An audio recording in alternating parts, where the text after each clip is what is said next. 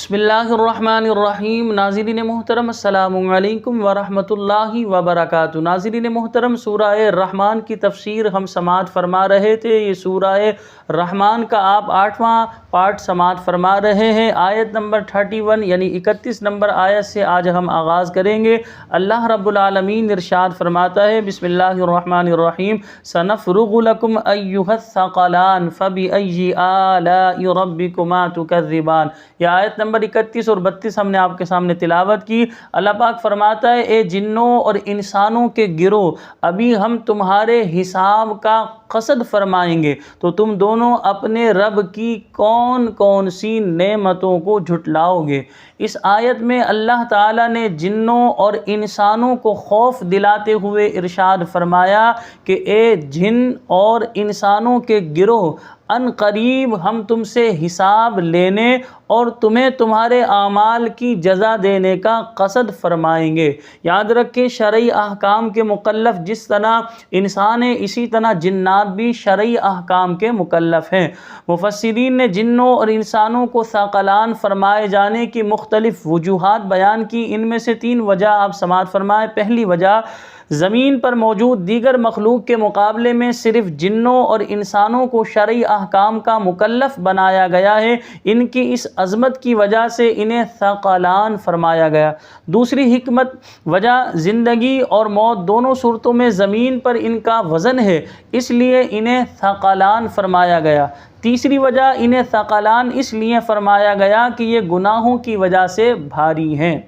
اس آیت میں تمام انسانوں کے لیے نصیحت ہے کہ دنیا وہ جیسے چاہیں زندگی گزار لیں، دنیا میں وہ جیسے چاہیں زندگی گزار لیں، لیکن مرنے کے بعد انہیں بہرحال اللہ تعالیٰ کی بارگاہ میں اپنے کیے ہوئے اعمال کا حساب دینا ہوگا، اور پھر جس طرح کے عمل کیے ہوں گے اسی طرح کی جزا اللہ تعالیٰ کی طرف سے انہیں ملے گی۔ یہاں پر یہ بات قابل غور ہے، اس مقام پر ایک بات ذہن نشین رکھیں کہ اللہ تعالیٰ کے لیے فارغ کا لفظ استعمال کرنا یہ منع ہے۔ اللہ تعالیٰ مصروفیت اور فراغت کے وصف سے پاک ہے، اس لیے یہاں آیت میں سنفرغ سے اس کا حقیقی معنی یعنی فراغت مراد نہیں، بلکہ اس کا مجازی معنی قصد کرنا مراد ہے۔ فَبِأَيِّ آلَاءِ رَبِّكُمَا تُكَذِّبَانِ، تو تم دونوں اپنے رب کی کون کون سی نعمتوں کو جھٹلاؤ گے، یعنی اے جن اور انسان کے گروہ، اللہ تعالیٰ کا دیگر نعمتیں عطا کرنے کے ساتھ ساتھ قیامت کے دن اعمال کے حساب کے معاملے میں تمہیں تنبیہ کرنا بھی ایک نعمت ہے، تو تم دونوں اپنے اقوال اور اعمال کے ذریعے اپنے رب عز و جل کی کون کون سی نعمتوں کو جھٹلاؤ گے۔ آیت نمبر 33 اور 34 سماعت فرمائیں۔ اللہ پاک ارشاد فرماتا ہے، یا معشر الجن والانس ان استطعتم ان تنفذوا من اقطار السماوات والارض فانفذوا لا تنفذون الا بسلطان فبأي آلاء ربكما تكذبان۔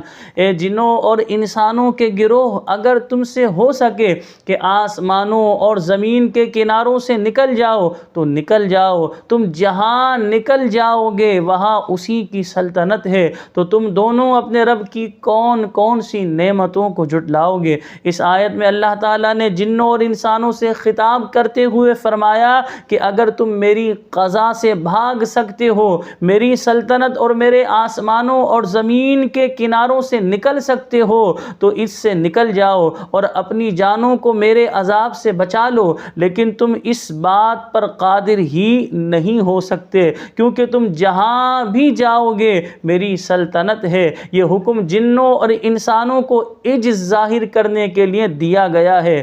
فَبِأَيِّ آلَاءِ رَبِّكُمَا تُكَذِّبَانِ، تو تم اپنے رب کی کون کون سی نعمتوں کو جھٹلاؤ گے، یعنی اے جن اور انسان کے گروہ، اللہ تعالیٰ نے سزا دینے پر قادر ہونے کے باوجود تمہیں تنبیہ کر کے اپنے عذاب سے ڈرا کر تم پر آسانی فرما کر اور تمہیں معافی سے نواز کر تم پر جو انعامات فرمائے، تم دونوں ان میں سے اپنے رب عز و جل کی کون کون سی نعمتوں کو جھٹلاؤ گے۔ اللہ اکبر۔ بہرحال ہم اللہ تبارک و تعالیٰ کی ہر نعمت کو تسلیم کرتے ہیں۔ اللہ کریم ہم سب کو عمل کی توفیق عطا فرمائے۔ سورہ رحمان کے صدقے اللہ پاک ہماری تمام بیماریوں کو، پریشانیوں کو دور فرمائے۔ ہمیں اپنی دعاؤں میں یاد رکھیے گا۔ السلام علیکم ورحمۃ اللہ وبرکاتہ۔